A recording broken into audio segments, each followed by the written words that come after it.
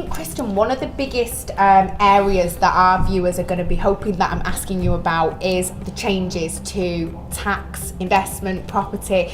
It's all going on at the moment, and it's very confusing as well, and it's complex. So maybe you can help us to simplify it. I'll try my very best. I'm not an accountant. I'll make that clear from the beginning. Of course. So, I'll tell you the details, but I think that anybody really ought to be engaging with an accountant. Absolutely. You know, and if they haven't got one already, then obviously that would be something to be advised.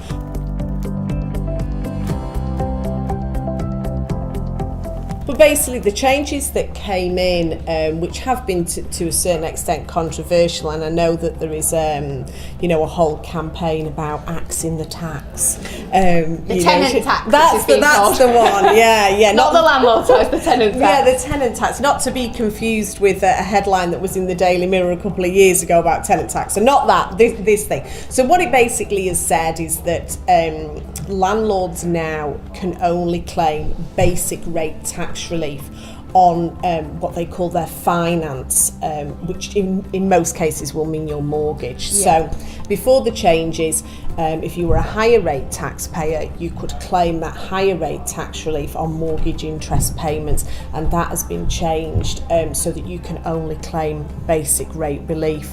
Obviously, if you could only claim basic rate relief before, it's no change to you. But for property investors who probably are in a higher rate tax bracket, it's effectively a 20% reduction on what they can claim.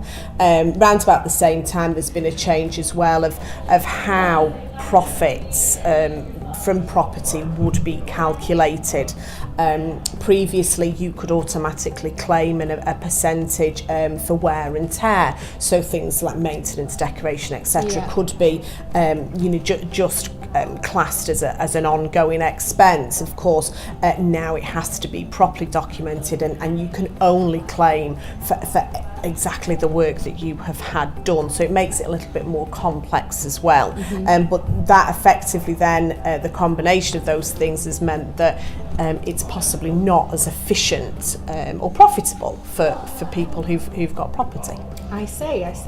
The changes with tax already, and this is section 24, which people are talking about, clause 24. If you hear those terms about, so that's, if you hear that term, that's what we're talking about here. That's right, yeah. And do you know the kind of time frames and how this is being introduced? Is it gradual? Is it a sledgehammer? Yeah, it's not sledgehammer.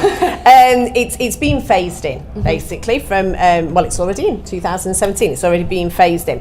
And so currently, it's a situation where you can claim at the moment 75% of your income from property, or the interest you can claim 75% of that at the full rate, and 25% would be at basic, and that's going to be phased in up to 2021, where you will only be able to claim for the basic rate. So yeah, it's been phased in over a few years. Okay, perfect. And as you say, really important to connect with accountants, specialists, advisors, come and speak to you and take the guidance, because it's going to affect everybody differently. It is. And despite the campaign to get rid of it, I think that this is possibly one of those situations where it's coming in. I mean, you know, property investment in the UK is a big earner for a lot of people, you know, and it is a way to generate extra revenue for the government, effectively. So it's coming in. Easy picking. It's coming in.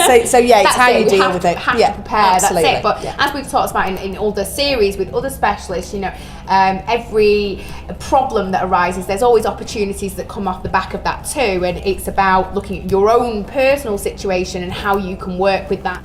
Thank you for watching this video. If you like this content and you'd like to join our free online property training course, we've got a link for it on this page. And in there we cover a range of different property strategies to help you get started, either building a long-term property portfolio or creating cash flowing property business. We also look at ways to increase your return on investment with any of the property you're maybe considering. And we also have a couple of cheat sheets and downloadable documents in there as well. Simply click on the link to join the free training course today.